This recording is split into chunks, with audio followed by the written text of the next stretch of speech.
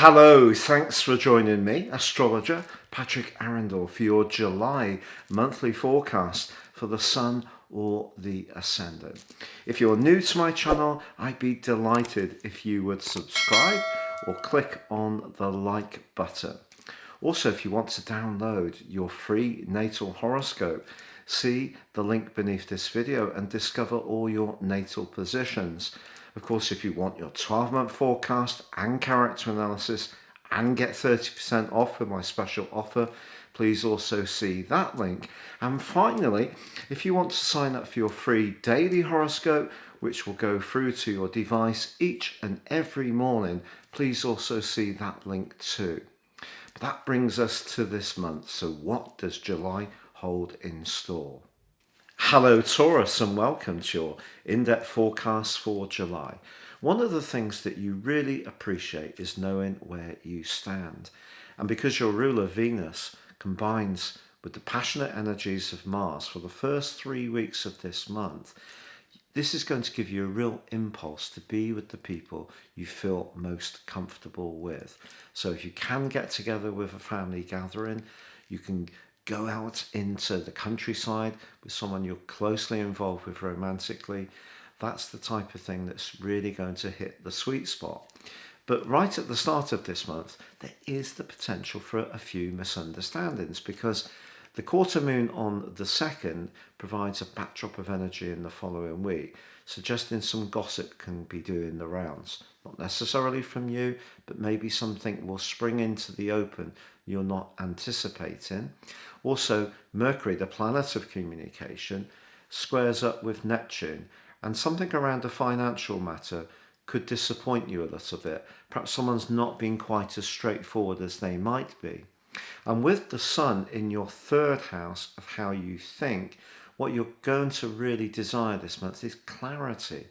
But those are just fleeting potential challenges, because that alliance between your ruler Venus and Mars can see you really keen to also make some physical changes to where you live, because Venus is very much to do with art and design and the way things are presented through its rulership of the sign of Libra.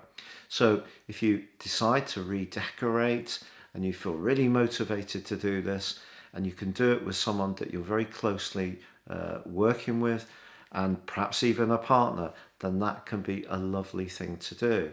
But if you're single, Venus and Mars together in the 4th house suggests an introduction through your family, and particularly a sibling, could make your pulse race.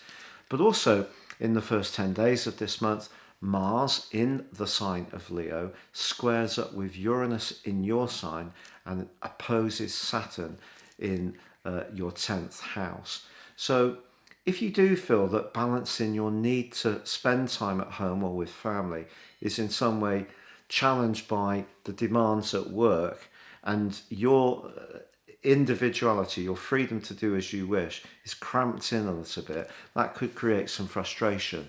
But the fabulous news is there's a wonderful new moon on the 10th, which gives you a lot of opportunities to get that clarity really much more going.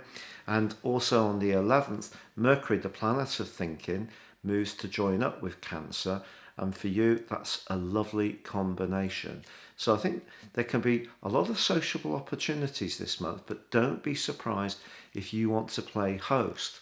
And if you are drawn towards somebody and it is a relationship that you feel could be really important, if you do have an opportunity to cook for them or to just have those very peaceful moments, like I say, going out in nature, walking by a river, going to the sea, that can be magical too. Especially if the way they think or their ideas are something that really reassure you, because security is very, very important to you. And I think home security is a major theme of this month. Now, from the 12th through to the 18th, the Sun forging a really lovely link to Neptune. And those people who do tune into you, who are very empathetic to you, who understand what you're trying to achieve, they're going to be people who really give you a lot of confidence. So someone very kindly, people in your social group who perhaps are interested in healing or the more spiritual dimension can be very, very supportive. But on the 17th, there is a quarter moon, and this occurs in the sign of Libra.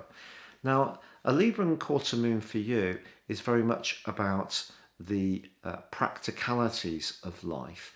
And so because the sun's in the third house, this could suggest that you may be tempted for the week from the 17th to really be quite busy on the domestic front, which is great. The only thing the quarter moon says is just look to prioritize and therefore pick off the tasks that are most important. Don't try to cram too much into the week. However, on the 22nd, the sun moves into the lovely sign of Leo. The sun loves being in Leo. This is because it governs this sign. But this is going to turn up that desire to feel homely, to feel very safe.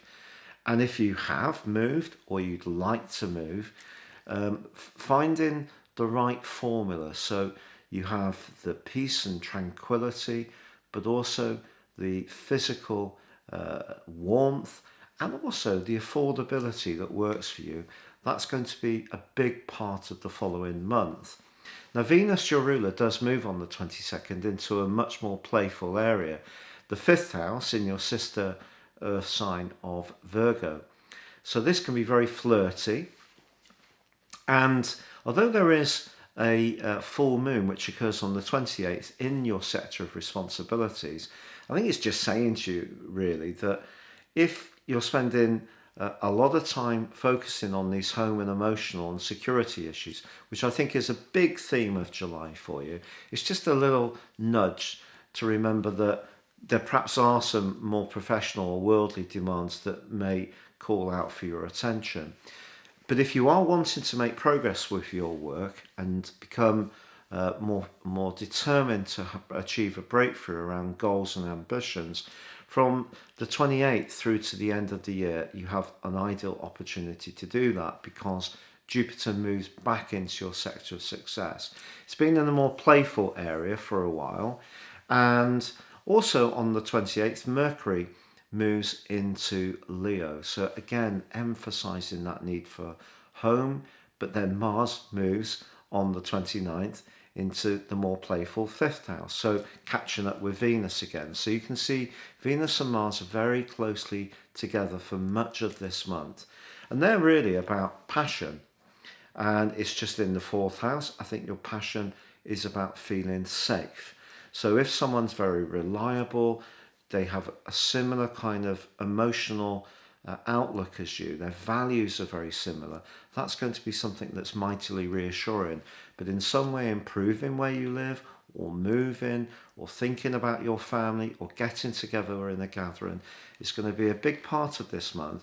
But you can still be very playful, very sociable, and particularly as this month draws to a close, it's just that I think you may want to be the one who invites people around to you, as long as, of course, COVID regulations allow.